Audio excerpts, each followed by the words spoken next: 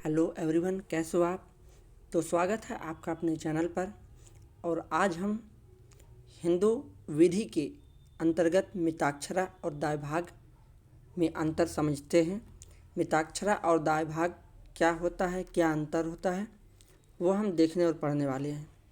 चलिए शुरुआत करते हैं।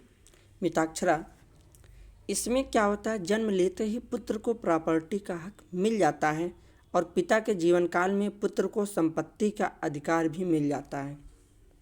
यानी कि जैसे ही कोई पुत्र जन्म लेता है तो क्या होता है कि उसके बाप के नाम पे जितना प्रॉपर्टी होता है उस प्रॉपर्टी में उस पुत्र का हक मिल जाता है।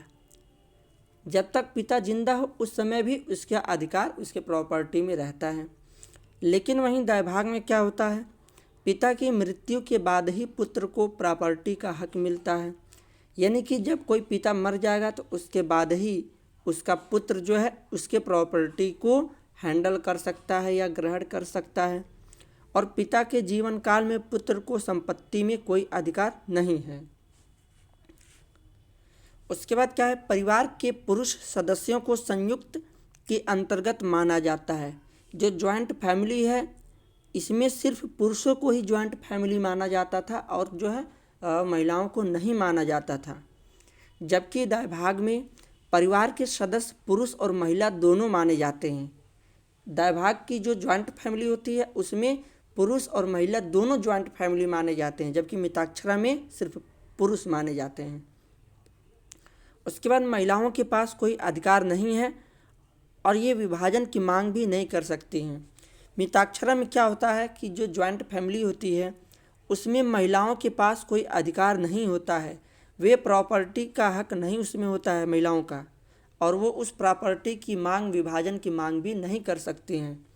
लेकिन वहीं दायभाग में क्या है, यहाँ महिलाओं को भी संपत्ति में अधिकार के साथ स्त्री धन भी प्रदान किया जाता है।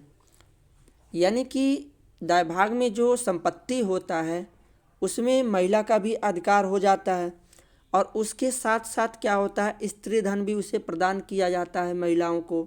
स्त्री धन क्या होगा, मैं इसके बारे में आपको अलग से बताऊंगा। जो उसको कई चीज़ें मिलते हैं, घर द्वारा और कई। और एक क्या है, पिता के द्वारा परिवार की संपत्ति के हिस्से को विक्रय का सीमित होता है। मिताक्षरा में क्या होता है कि एक पिता ऐसा नहीं है कि जितना चाहे उतना बेच दे या सभी प्रॉपर्टी बेच दे। वो जो बेच सकता है उसकी एक लिमिट होती है प्रॉपर्टी बेचने की। जबकि दायभाग में क्या है, पिता को सभी संपत्ति विक्रय करने का पूर्ण अधिकार है। दायभाग में एक पिता जितना चाहे उतना प्रॉपर्टी बेच सकता है, उसे कोई मना नहीं कर सकता, रोक टोक नहीं कर सकता। वहीं मिताक्षरा में पुत्र या पुत्री पिता के विरुद्ध भी बंटवारे का दावा कर सकती है। यानी कि कोई भी पुत्र या पुत्री हो वह अपने पिता के खिलाफ बंटवारे का दावा कर सकती है कि ये प्रॉपर्टी है, इसमें से आप बांटिए और हमें भी दीजिए। जबकि वहीं दायभाग में क्या है, इसमें पुत्र या पुत्री बंटवारे का दावा नहीं कर सकते। दायभाग में अगर पिता अपने पुत्रों को ज़मीन नहीं देता है, प्रॉपर्टी नहीं देता है, तो उसके लिए उनके जो पुत्र या पुत्री हैं वो बंटवारे का दावा नहीं कर सकते।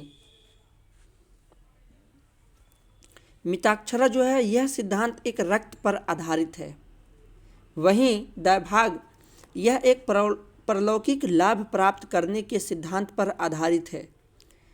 यानी कि मिताक्षरा में जो है ब्लड रिलेशनशिप जैसा कुछ चलता है, यानी कि जो बाप का होगा वह उसके बेटे का भी होगा। लेकिन दायभाग में ऐसा नहीं होता है।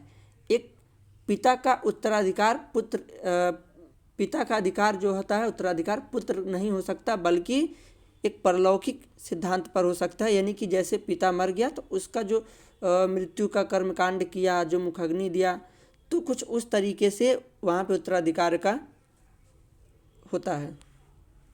Now next is Mitakshara. यह एक रूढ़िवादी प्रणाली है, एक रूढ़िवादी है। जबकि वहीं तुलना में दायभाग जो है यह उदार व्यवस्था है। वहीं मिताक्षरा जो है पूरे भारत में लागू है, लेकिन दायभाग जो है सिर्फ बंगाल और असम में लागू है। तो कहीं ना कहीं इससे पता चलता है कि दायभाग ज़्यादा सक्सेस नहीं रहा है, मिताक्षरा ज़्यादा सक्सेस रहा है। Thank you for watching my video. If you like my video, then please like, share and subscribe. Thank you and have a nice day.